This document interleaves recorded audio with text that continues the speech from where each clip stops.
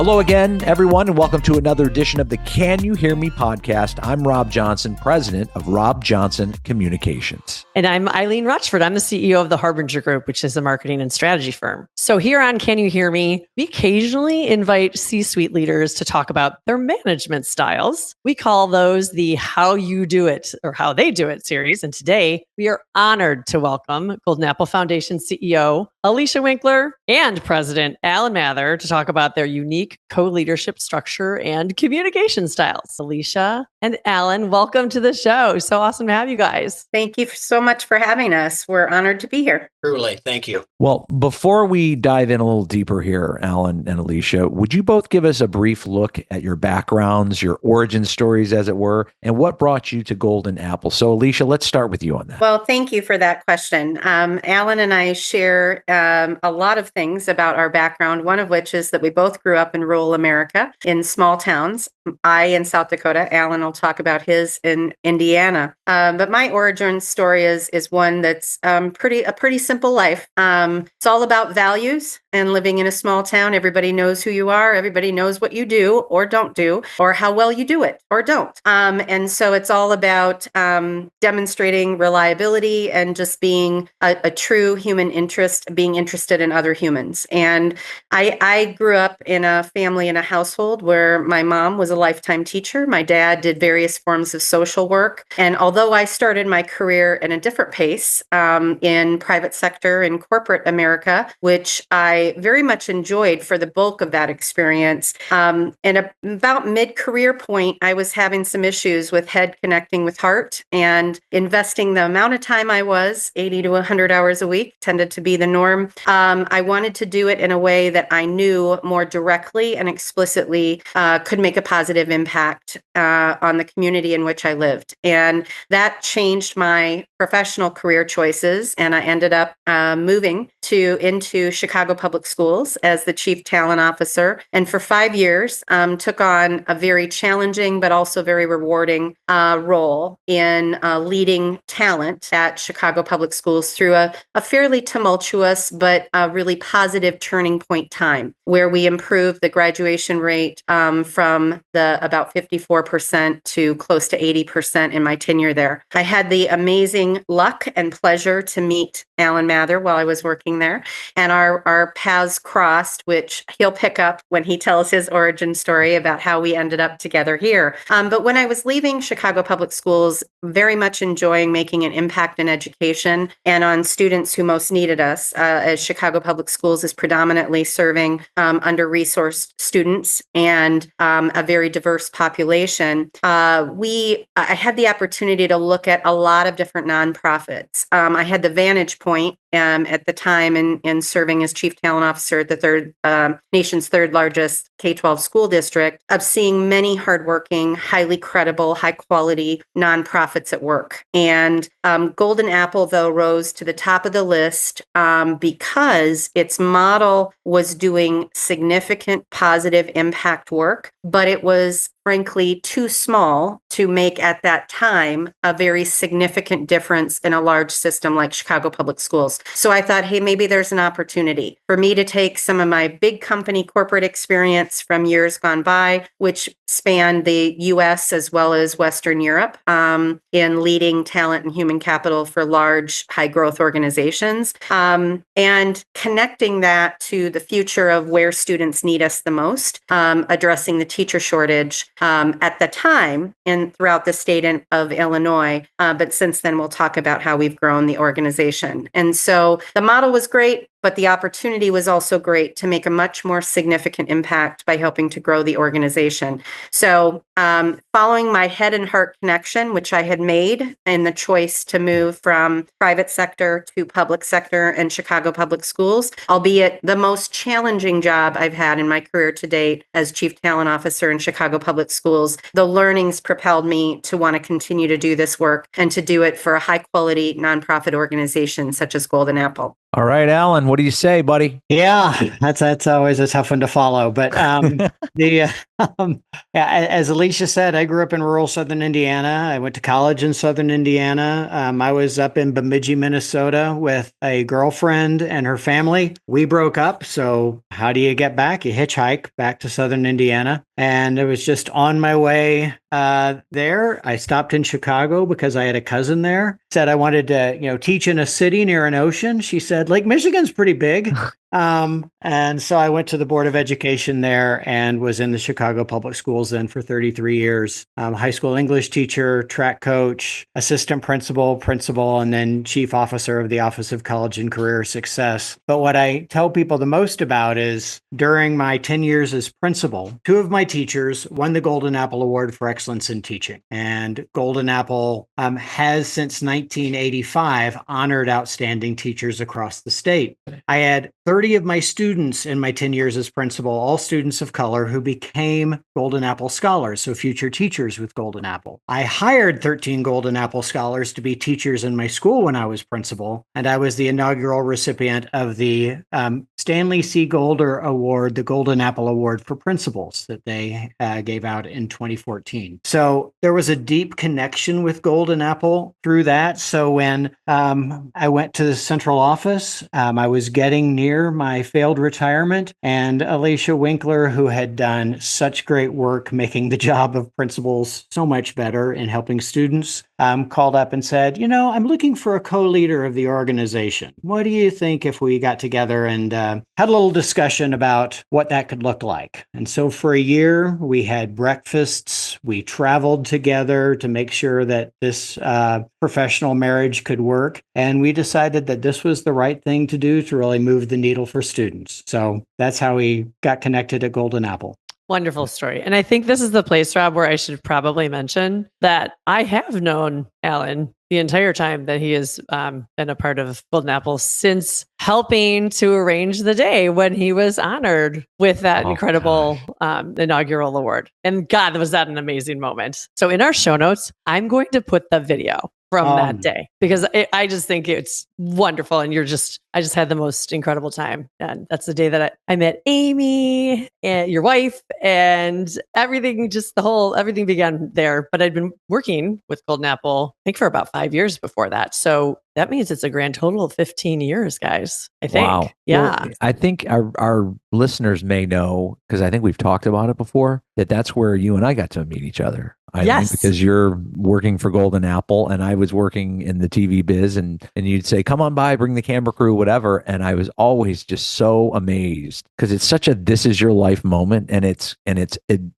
honoring people that deserve to be honored. Teachers, everybody says, oh, no, teachers should be heroes, but they rarely are. It's always, somebody else who's maybe not making a contribution to society like teachers are. And it was just so wonderful to see all these teachers with their favorite people around, saying great things about them in front of them. It just, you all have just cornered the market on just the feel good for that particular event. And I always loved it. So did I. Those are my favorite days. But honestly, once things kind of started to evolve more, and that was really the arrival, I think, of Alicia at the organization, and then Alan joining the organization. For me, it became so much more meaningful to understand how those award recipients became a part of this ecosystem at Golden Apple and helped develop the future generation of teachers so successfully, which I think is a nice segue, guys, to hear about the mission of Golden Apple, which I think, as just backstory, our folks would love to hear about, because it's such a unique and highly successful organization in Illinois and elsewhere. Tell us all about it. Okay, I'll start us off, maybe. So the mission, of course, is to inspire, develop, and support teacher and school leader excellence wherever we are. And this really was the brainchild of Mike and his late wife, Pat Koldyke, who were sitting on the couch watching the Academy Awards. And Pat turned to Mike and said, those should be teachers up there. Mike was a very successful venture capitalist. He started the Golden Apple Foundation as a way to honor 10 great teachers across the Chicagoland area at that time, which is now statewide. But But that first group of award-winning teachers, along with Pat Koldyke, said, this is great, but we should be doing more. And that's when they started the Golden Apple Scholars Program, which launched in 2019. So recruiting high school seniors through sophomores in college, recruiting them, supporting them, preparing them to go into schools of need across the state and make a difference for children. And so when you look at, what Alicia talked about early on was how the program started very small, but really grew. And I'm going to say Alicia was incredibly responsible for so much of that growth. So Alicia, why don't you pick up from there? Thank you, Alan. And as Alan was sharing the history, so the Scholars Program started in 1989. So it has been around for 35 years. The organization has been around since 1985. So we're nearing our 40-year mark. And very proudly, what we discovered in the launch of the Scholars Program was that although that was our primary business, if you will, preparing teachers to address the teacher shortage, most people only knew us for the awards side of the work that we did. And although that is our foundation, that is our legacy, and that is such important work, engaging those award recipients, whom we call fellows, in the preparation of future teachers. So really an apprenticeship model where you have expert teachers preparing and helping skill up the newest in the profession. We were getting results that far outpaced those that we see other high quality nonprofits in a similar space get. Our scholars stay in teaching, 80% of our scholars stay in teaching for more than 5 years in schools of need where it's hard to persevere on any given day. And so preparing those scholars, which at the time, seniors in high school through sophomores in college, and then shepherding them through their undergraduate experience, placing them in right fit opportunities to be full-time teachers throughout the state, and mentoring them in their first years of teaching so that they can excel, have the impact that we desire them to have for pre-K through 12 students, and stay in the profession and be very engaged in the profession, not be staying to hit a milestone, but staying because the impact is so critical in there. We knew that Scholars Program wasn't the only way that we could contribute. But I knew, and thankfully, I made one really good decision in those first years with Golden Apple, which was to find and sell the board on this co-leadership model, and that we would have me, not an educator by trade, an industrial organizational psychologist by education, with all this HR and talent experience, combine my skills and complement and fill in the gaps of my skills with a fabulous educator like Alan. And so basically I sold the idea into the board of this co-leadership model. I shared an example of a co-leader that I was thinking about with Alan's resume specifically. And then thankfully, ultimately, he said yes to joining as the co-leader of the foundation.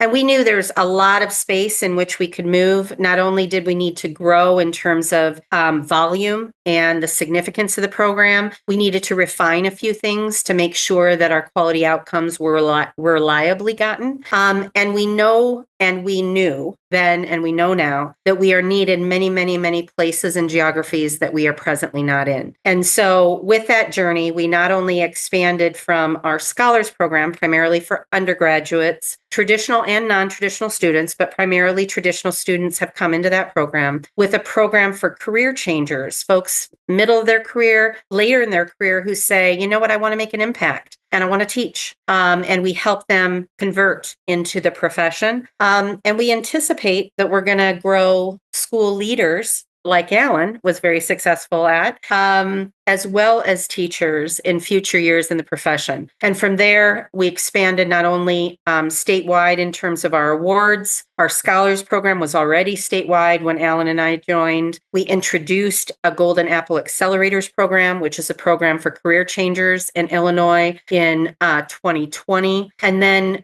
since then, we've expanded to a state which really needs us, New Mexico. And we love the state of New Mexico, and we love serving the students in New Mexico. And most recently this year, we just expanded to the state of Michigan and are very determined and have our board's support to continue an accelerated expansion to several new geographies in the next 3 to 5 years. So we anticipate that the size at which we are now will likely triple to quadruple within the next handful of years if we are able to secure the necessary funds to support the work where we're needed the most. That is amazing stuff. Go ahead, Alan.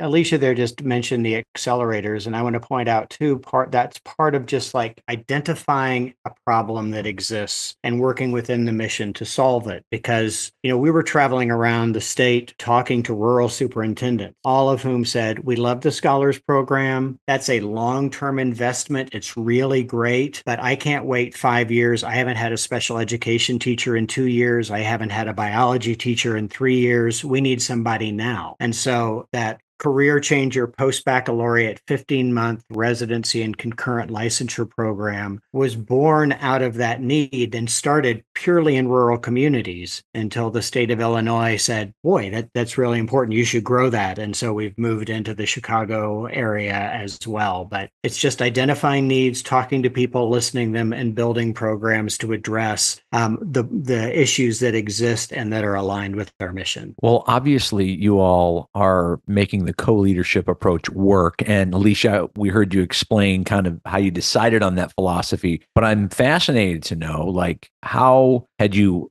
seen it work elsewhere, or had you heard it work elsewhere? And, day in and day out, how do you make it work so well? So I guess it's a two-part question. It's where'd the idea come from? You explained it very well, but where'd the idea come from? It's pretty radical. You don't hear about other people or other companies or not-for-profits. It's not very common. And you made it work. How'd you do it? Well, I want to say a couple of things. I think one of the really, really important things when you're in a leadership role with a significant amount of accountability is to demonstrate humility in what you know you are good at and what you know you may not be as good at, or that is an opportunity for you. Most people do not change their strengths and opportunities dramatically. They refine them. They improve their strengths. They enhance them. They use them to the best ability to be successful, and they try to mute or diminish the areas of opportunity. We as humans all have them,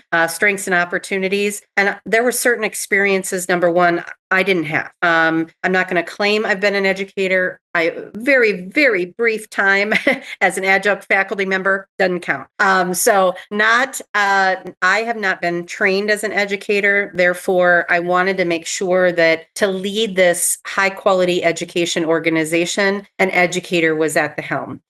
Yes, it is less common for a couple of reasons, at least, if not more. Number one, in this situation, I recommended to the board to give up half my title. And then I also had to convince the board that they wanted to spend about twice as much money on this layer of the organization, which I sold in by saying this simply. If what you want to do is simply maintain the organization that we have, then a co-leadership model is not necessary. And it's too expensive. The administrative load of me and another leader in these roles would not demonstrate the ROI that you're going to need to have. If, however, you want to dramatically grow this organization in a way that can be sustained well beyond me and whomever else leads this organization at this time, then this is a future dated investment. Right now, it's a heavy load on a small nonprofit to have a co-leadership model. But if in 3 years or 5 years or 7 years from now, we're double, triple, quadruple the size that we are today, it'll be well worth it. And so I asked the board to kind of make that choice. And in making that choice, it made the decision easier. I wish I could tell you I had a great model to look at for how this would work. I didn't, but I knew that to be successful, it was going to need to be more than just Alan and I, in this case, sharing a professional vision of what we thought Golden Apple could be in the future. If we weren't going to authentically enjoy working together with the frequency with which we would need to make this model easy enough for the staff and not confusing to our teams, as well as easy for the board, because the board, this is a terrible phrase, but the boards want one throat to choke. They want one person to say, you're accountable. This is the person I'm holding accountable for everything. So we knew we basically had to operate as one unit, even though we were two people. Alan? Yeah, and I would say tied into that, our end of the year evaluation is jointly presented to our board. We do not divide this up, even though our roles are very much divided, although we work together incredibly closely. The development work that lives under Alicia, the talent work that lives under Alicia, I just find incredibly painful. Yet you get me in front of some principals and some superintendents and future teachers, I'm just gaga. So that's a really wonderful time. And so it is this complement of skills that we bring to it and we set forth to our board as well as to others together and say, this is what we do as one. And, it wouldn't work if we didn't just talk and work things out all the time. That's what we do. Key to a professional marriage, just like a personal one, I'm sorry to step on your comment, Eileen, is the strength in communication. And Alan and I talk multiple times every day. We are in meetings together jointly. Certainly, we agree on a lot of things. We don't agree on everything. Just like in no relationship do you agree 100% of the time. We work those things out primarily by ourselves.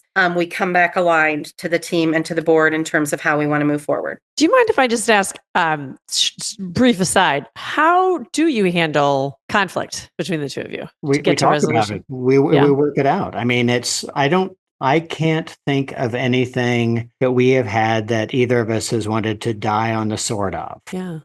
So if you have a shared vision, if you know the mission of the organization and you're working toward that, I really don't think there's anything, unless ego gets in the way, that's going to stop you from reaching at very least consensus. And we've just surpassed 6 years of working together in this co-leadership model. So it's not, we're not in the honeymoon phase of this experience. We're beyond that. And it continues to work. If somebody said, well, what are the types of things you might disagree on? It's usually not the direction we're going. It might be that priority of things. Which thing do we do first, second, third? Which is more urgent or more important in this particular, context that we're in? And so those are the things we kind of wrestle and work out so that the team isn't feeling conflicted about what we're asking them to work on, or the board isn't confused about our strategic plan or our strategic priorities. Very good. You mentioned a moment ago communication in the context of speaking to each other to kind of work things out. And Alan, you did as well as kind of that means to kind of get to the bottom of things if you do have a little bit of conflict. What I'd like to explore next is when two voices are coming from the C-suite, aligned as you two clearly are, how do you effectively communicate Golden Apple's vision and values to the team, to the marketplace? And how do you ensure consistency in everything that they do, particularly your team? So I guess I'll jump in first. I think first of all, there is real alignment. So it's easier to share that. But I will say that the one piece that it takes probably more time on is preparation before we meet with the team. The discussions that have to take place. I mean, we're getting ready for an all-staff retreat. Who's going to do what? Which part do you have? How are we messaging this? I mean, we work that out together. And there are times where we are in meetings separately where we will say, well, you know what? Alicia and I need to check in on this. Alan and I need to check in on this. So we come back to that alignment before we ever go back out to the team. We have a lot of meetings. We have a weekly staff meeting where we have everybody together. Basically, the people from who report to me report on one day, the other team the other day, but we have everybody together listening, finding alignment and how they communicate with one another as well. Alicia, what am I leaving out? Yeah, that we refer to that meeting that Alan was just speaking of as our huddle meeting. And I took this lesson from a really strong leader that I worked for in corporate America. His name is Gus Pagonis. I'll give him credit. He did stand-up huddle meetings. He's a 4 or 5-star general in the military. He ran Desert Storm Logistics. And he would do like a 5 to 7 minute huddle meeting. Now, he had a bunch of rules that were employed that you had to be able to complete that meeting standing. There was no sitting down. There was no leg digging. It was very focused. We do that every single Monday morning. That's how we kick off our week with our team. And every single full-time team member is present at that meeting every week, even though, as Alan said, our agenda shifts. We then have longer, more deep staff meetings where we might dive into a topic or two that we kind of need to work out with the team. But in addition to what Alan shared about just acknowledging where we need to connect and making sure he and I remain aligned in front of and behind the team when we're separate. We also acknowledge very publicly in certain meetings, because sometimes people just get it wrong. They'll say, Alicia, I want to know what Alicia thinks of this, but it's not my lead topic. It's Alan's. We'll toss it back and forth to each other. Well, that's something that Alan takes the lead on, so he'll respond first. So we just reinforce the model in terms of each of us staying true to our strengths and our lanes of traffic, while also demonstrating alignment to the team. And we're okay to sometimes communicate that we have different perspectives on something in front of the team, but ultimately then we will say, but Alan is the lead on this item, so Alan will decide, or Alicia's the lead on this item, so it will be up to her which direction we go in. And I think being very clear like that is important. We also, depending on what other teams are present at work, we use a similar model. So I'll use the example that's related to our communications and PR work. We happen to engage a number of PR firms and communications experts from different geographies in our work, and we meet biweekly with all of those folks. And they, in turn, in that meeting, have access to all of our chief program officers in each of the geographies we serve, so that we stay tightly connected there. So even though I am specifically the lead on our communications and public relations and marketing work, and we have teams of contractors and consultants who work on that topic, all of our operational program leadership is also present in those meetings to make sure we're not only making the right decisions, but that everybody who needs to be engaged in executing against those decisions is present, informed, and can move forward expeditiously. So that communication flows all the way through. We have a separate senior leadership team huddle where we work things out with the senior leadership team. That's another place where if there is a difference of perspective, a difference of opinion, a conflict between or among different perspectives on how we should approach something with our larger team, we can work it out there. And then, of course, the traditional one-on-one type meetings that you have as well, just to stay connected and make sure that everybody really understands their accountabilities and is making the necessary forward progress on their goals. There's a lot to unpack there. That is truly amazing. So with the co-leadership model that you have, what kind of culture have you fostered at Golden Apple, and why is the culture so crucial to your mission and your success? Alicia. Mm-hmm. This has been a big deal because in the last, I would say, 6 years, and especially through the pandemic in the last 3 to 4 years, the pace of change at Golden Apple has accelerated dramatically. So we went from serving a few to several hundred program participants annually to a few thousand annually in the last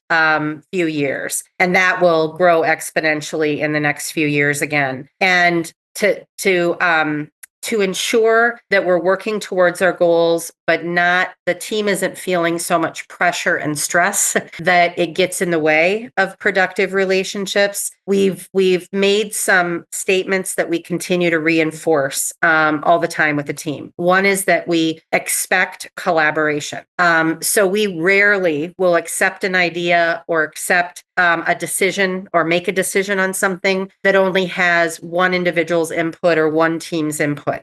We expect collaboration. A second is that we have said for some time together, we want people in as many cases as possible, and I know it sometimes can be hard, but assume positive intent. Assume that whatever has happened with communication with another individual, assume they had positive intentions. Maybe it didn't come off the way that was best done, or that you wanted as the receiver of that communication, but assume that positive intent and try to stay positive, because we have too much work to do to allow contextual stuff around emotion to get in the way of getting the work done. But there's a third that's really important, and that is used, I think, to reinforce that that not only do we expect a lot in terms of positive outcomes, but we care about the individuals in our Golden Apple community greatly. And we demonstrate that more importantly than words. Words are a piece of this process. We demonstrate it with action. We recognize people's birthdays and Golden Apple anniversaries in our huddle meetings every week. We do some quirky things that we started doing during the pandemic just to make it a little more fun. We call it the bad birthday song. We literally sing happy birthday to everyone on these calls. It's horrific in terms of tone, but the intention is there, and people so painful, love it. So wonderful. Yeah. People love it. We also have done some things sporadically, like to keep that positivity and collaboration, infusing music in some of our meetings. So we might ask somebody, hey, would you share, a song that you're listening to close out this meeting today? Because many of us work virtually most of the time. And so you're missing that human element, that connection. And so we do fun stuff just to get in people's heads and have a little joy before we sign off of our huddle meeting. That's lovely. Jump in on one thing that Alicia said, the expectation is collaboration, but I think we do that through modeling it too. I think they see us working together, and that helps to align people from the education side to the operations side much more tightly. Mm-hmm. That's evident. I can just say, as an outside observer, your collaboration is clear. And just from everything that you've described to our listeners today, the way that you go about working together, collaboration seems to be really your foundation of your professional relationship, which is it's very refreshing. And I thank you for sharing all the details about this with our listeners. I think everyone's going to learn a whole bunch today. I'm curious, how the heck did you guys get so good at being communicators? Because everything you've just described, everything I witness over the whole time that you've both been at this organization, I've been kind of on the sidelines observing. So did you have great mentors? Did you have great bosses? Who were the people who influenced you to become so good at this? Tell us about them.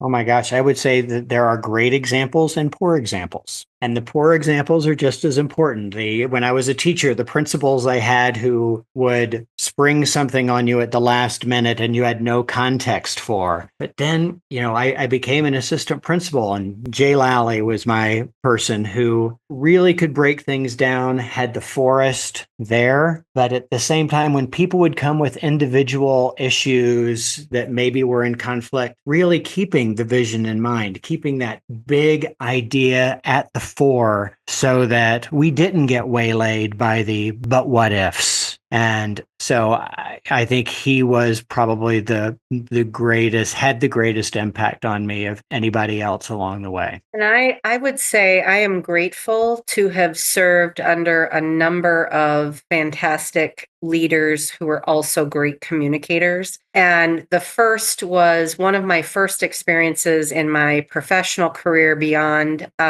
graduate school, which I worked in a small internal consulting team that was a measurement and assessment team for a large corporation. And the vice president of that team, Sally Hartman, was her name, was an incredible communicator, wanted to make sure that everybody felt cared for, that everybody had context for what they did. She worked harder than anybody else on the team, not only to do that, but to make sure that we were recognized as a team and integrated into the work we needed to be to have an impact at the company we were serving, which at the time was about a $50 billion organization. Annually. And so, she really role modeled for me at an impressionable time in my mid-20s as I was just kind of launching my professional career, what it meant to be a great communicator. Like Alan said, there were many then that occurred after that showed the other side of that. And then, I just want to admit, professionally, I made my own share of mistakes that drove some of these points home when I failed to communicate well about something and didn't achieve the goal that was desired, not because the folks couldn't get it done, but because I didn't prepare them to get it done. And so I think, reflecting on your own successes and failures and learning from them and doing differently, intending and actually doing it differently the next time, and then developing the right pattern of preceding variables for success is really, really important as you grow in your leadership. I love the candid introspection, Alicia, because and I love what both of you said about here's somebody that did it right, here's somebody that did it wrong, because you really are the sum total of all of those experiences. So as we wrap things up here, what one important piece of advice would you give to others sitting in your chair or who aspire to sit in it or even to share the chair as you are doing professionally? Alicia. One piece of advice. Do your best always. Take the time to meditate and reflect on what you've done and what you've accomplished and why you think you've gotten A, B, or C and why you didn't. Ask others for feedback along the way, because no one is 100% self-aware. We don't see ourselves the same way other people see us. And hopefully, if we're achieving a modicum of introspective success along the way as we grow in our own skills, we are closing that gap between how we see ourselves and how others see us as we mature professionally, but it's never completely overlapping. So ask people for feedback along the way. Feedback is a gift, and those who are candid enough and courageous enough to give you the toughest feedback are the ones you need to hear from the most. Yeah, I think I would just echo so much of what Alicia just said, because we share many views. But the last thing I would say is don't let your ego get in the way of what you're trying to accomplish. That is, I think, the biggest problem that people have with whether it's co-leadership, whether it's thinking that I am in charge, and so I have to be the one who makes that decision, may or may not listen to others. And if you let your ego get in the way with what you're trying to accomplish, you're probably going to have a tough row to hoe. Well, thank you, Alicia Winckler and Ellen Mather. It feels so funny to use these formal titles with the two of you. But for our listeners' benefit, Alicia Winckler and Ellen Mather, thank you so much for joining us today. Honestly, I appreciate, I think I'll pull out two words of what you've told us today. The reminders about honesty and humility the most for me personally.